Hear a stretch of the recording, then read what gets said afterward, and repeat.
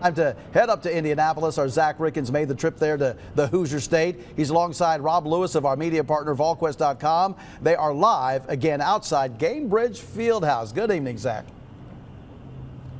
Hi, Rick. Yeah, that's right. There was no Folky last year, no fans. And Rob Lewis, you were actually one of the few media members here, from at least from Knoxville, to make the trip to the Hoosier State. I guess I kind of want to get your perspective, kind of starting off here, as we have fans back. We heard from the band the cheerleaders are back practicing today with the team. I guess what was kind of your experience last year, and then kind of the players talked about that, how they're just a lot closer and they play more as a team this year because they've been together. It's a night and day difference, Zach. I mean, it was like a mausoleum in there last year. You know, very limited capacity, very limited attendance for fans.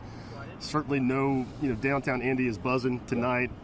Fans are starting to drift in here. That was not the case last year. It feels like March Madness this year, and last year it felt anything but like March Madness. It'll certainly feel more like March Madness here coming up. We've got games starting at about 12 o'clock on WVLT tomorrow. But going back to Tennessee and that loss against Kentucky there in Rupp Arena, 15-1 in SEC play, 15-2 overall. That lost on the road to Texas with that last-minute missed shot by Josiah Jordan-James. I guess Tennessee just turning things around, and they came and did some soul-searching after that game. I guess you asked Rick Barnes, is your team playing its best basketball right now? And he kind of gave you a decent answer. This is kind of what he said.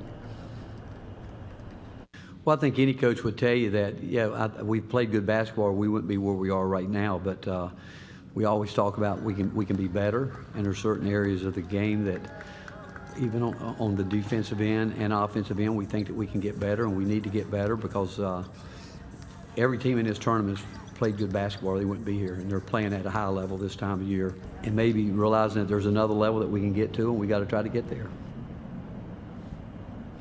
Rob, was that total, complete coach speak, or was there a little bit of truth to that? I think there was a little bit of truth to it, but I disagree with Coach, and he's not going to say this publicly, but not everybody's playing their best basketball right now.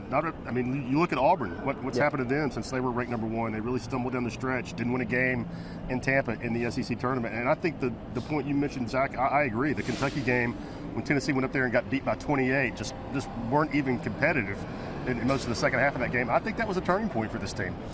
And we don't want to totally look past Longwood, I guess. A very good three-point shooting team, but that's also what Tennessee does best, especially on defense. That has been their calling card all season long, right? They were great in Tampa.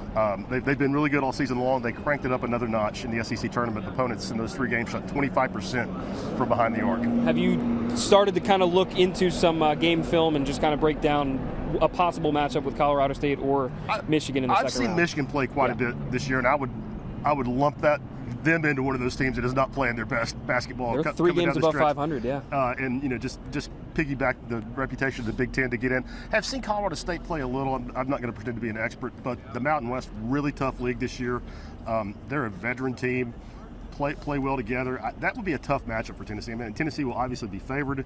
I'd like Tennessee to advance there, but I think I would expect Colorado State to beat Michigan, and I think the Rams will be tough. Yeah, they got the Mountain West Player of the Year, the Colorado State Rams do on that team there. So looking forward to Longwood here coming up in Gamebridge Fieldhouse behind us here. That game, of course, Rick, coming up 2:45 tomorrow only on WV.